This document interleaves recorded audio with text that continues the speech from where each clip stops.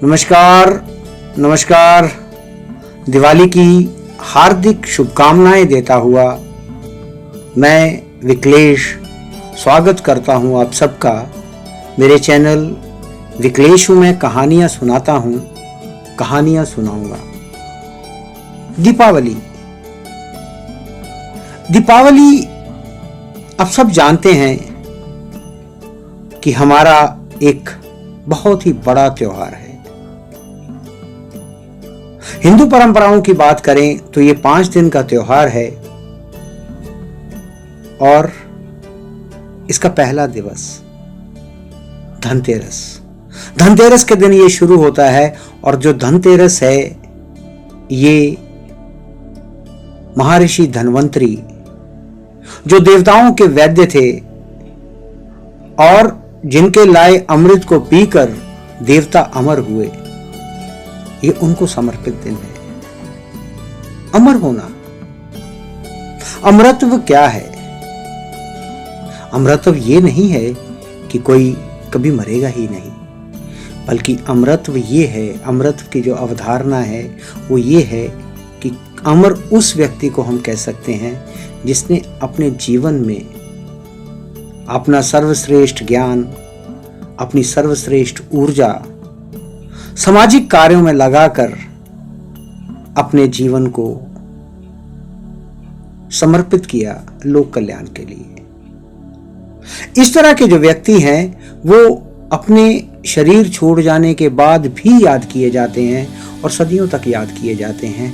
ऐसे लोगों को अमर कहा जाता है और यही कार्य देवताओं ने किए जिसकी वजह से उनको अमर कहा जाता है। इस दिन सामाजिक जो परंपराएं हैं उस परंपराओं के अनुसार सोना, चांदी और अन्य धातुओं का व्यापार होता है।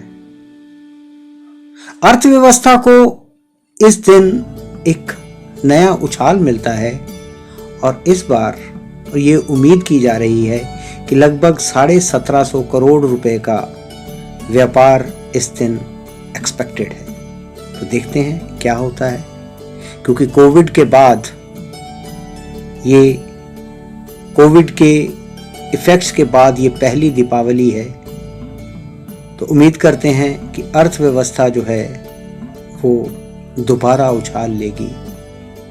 लेकिन अगर हम इस दिन, क्योंकि ये महर्षि धन्वंतरी जो कि एक वैद्य हैं, एक डॉक्टर हैं, उनको समर्पित है, तो हम इस दिवस को अगर इस तरह से मनाएं कि जिससे लोगों की भलाई हो, लोगों का भला हो, इस तरह से हम कर सकते हैं कि कोविड वैक्सीन जिन्होंने नहीं लगाया है उनके लिए स्लॉट बुक करवा दें या उनके लिए कोई कैंप का आयोजन करा दें। बस ये सोचना हमें है। और इसका दूसरा दिवस हम कहते हैं कि इस दिन नरकासुर जो द्वापर युग में एक असुर था, उनसे श्री कृष्ण, योगेश्वर श्री कृष्ण, उन्होंने युद्ध करके उनकी कैद से लगभग 60,000 स्त्रियां जो उसने भोग विलास के लिए कैद कर रखी थी उनको छुड़वाया था और अपनी पत्नी सत्यभामा की मदद से।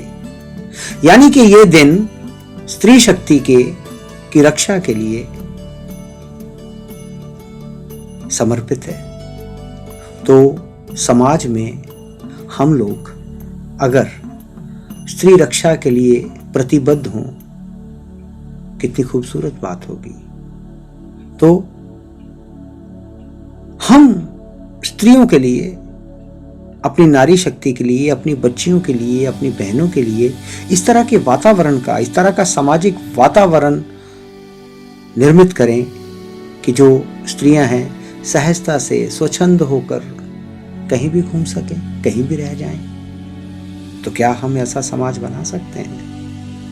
कोशिश करके देखने में कोई हर्ज नहीं है। लेकिन ये हमारी दीपावली के दूसरे दिन की महत्ता है। और दीपावली का तीसरा दिवस। हम सब जानते हैं कि भगवान श्री राम, मर्यादा पुरुषोत्तम श्री राम, इस दिन रावण का वध करके अपनी अवध में वापस आए थे, अयोध्या वापस आए थे भगवान राम। 14 बरस का वनवास, लेकिन मेरे अंदर का राम कितने बरसों से वनवास में है? क्या मेरे अंदर का राम, मेरा आत्मा राम, उस वनवास को काटकर, उस मेरे अंदर के रावण को मारकर कब मेरे भीतर समाएगा? तो इसका प्रण लें। हर रोज अपने अंदर की किसी बुराई को खत्म करें और अपनी जो जीवन यात्रा है, जो ये जीवन मिला है, उसको सफल करें। बाकी आज का दिन, तीसरा दिन, लक्ष्मी पूजन भी महत्व रखता है। लक्ष्मी को हमने केवल धन की देवी नहीं माना। लक्ष्मी केवल धन दाने की देवी नहीं है, अपितु जो हमारी सनातन संस्कृति है वो अष्ट लक्ष्मी को पूजती है, अष्ट लक्ष्मी का पूजन करती है। और ये 8 लक्ष्मियां हैं। आदि लक्ष्मी, सौभाग्य लक्ष्मी, विद्या लक्ष्मी, अमृत लक्ष्मी, काम लक्ष्मी, सत्य लक्ष्मी, भोग लक्ष्मी एवं योग लक्ष्मी। देवी जो लक्ष्मी प्रतीक है, उस पालना करने वाली शक्ति का, जिसकी वजह से हम कर्म करते हैं और कर्म करने के लिए उपक्रम लगाते हैं, फैक्ट्रीज लगाते हैं और जीवन को समृद्ध बनाते हैं। तो देवी लक्ष्मी का पूजन करें। कुछ मेरे दोस्त इस दिन देवी का दुरुपयोग भी करते हैं, तो इस तरह की चीजें कम की जाएं।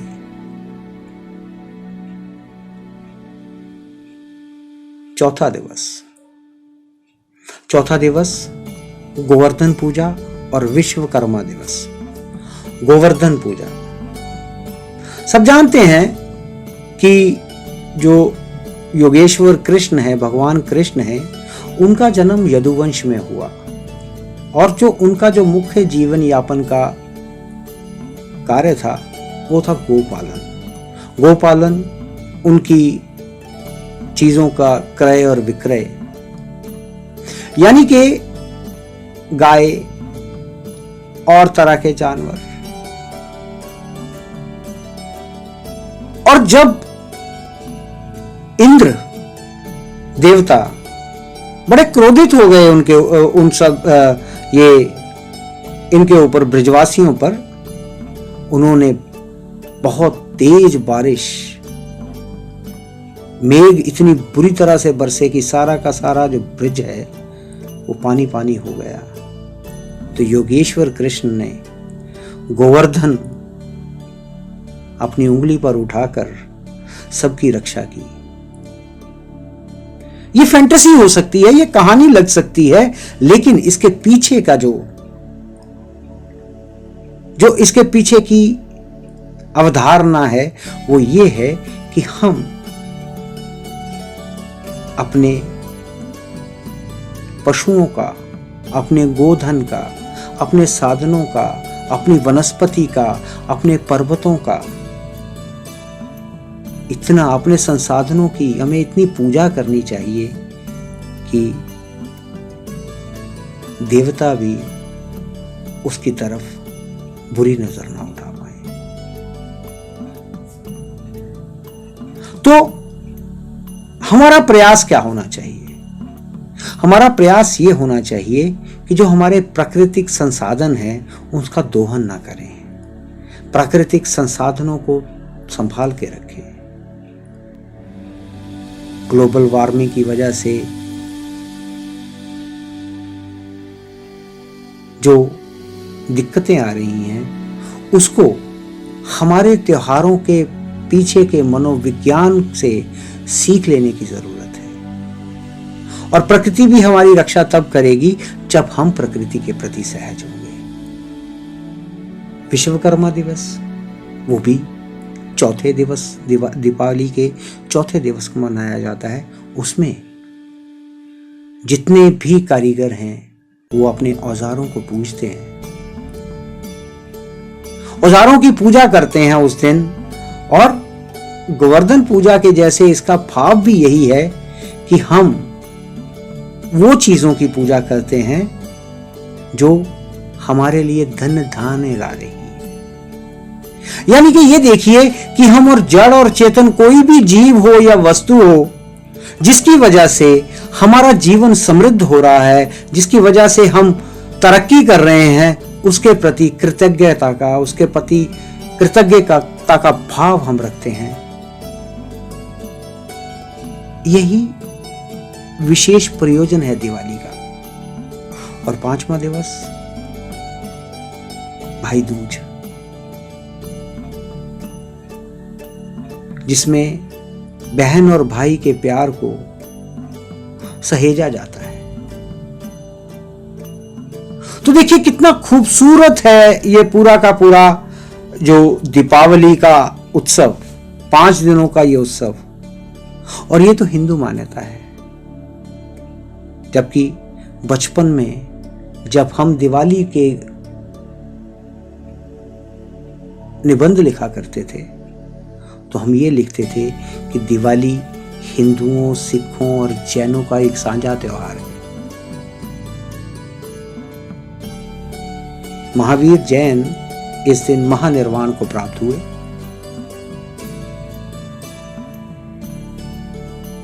और जब इस सारे निबंध को हम समाप्त करते थे तो आखिर में एक, क्योंकि मैं पंजाब से हूं तो हम एक चीज जरूर लिखते थे कि दाल रोटी घर दी, दिवाली अमृतसर दी। यानी कि अमृतसर की दिवाली, सिख धर्म में दिवाली का एक बड़ा महोत्सव था। दिवाली, दीपावली, हम अपने त्योहारों की जो सांझ है उसको बचाकर नहीं रख सके तो हम देश को बचाकर नहीं रख सकेंगे। तो इसलिए उन बंधनों को, उन चीजों को तोड़ के रखिए, उन चीजों से परे रहिए जो आपको लगता है कि हमें बांटने की कोशिश है। आज सुनने को आता है कि बंगाल के हाई कोर्ट ने धारा 144 लगा दी, राजस्थान में धारा 144 लगा दी गई। फिर अगर हम बात करें तो नैरेटिव्स इस तरह के चल रहे हैं कि दिवाली जो है वो उसमें पटाखे नहीं चलाए जाने चाहिए। ये था इतिहास इस उत्सव का। हम सबका साझा उत्सव है, बड़ा प्यारा उत्सव है, जगमग करता उत्सव है। अमावस्या की भयानक काली रात इतनी जगमगाती है कि चांद की जरूरत नहीं पड़ती।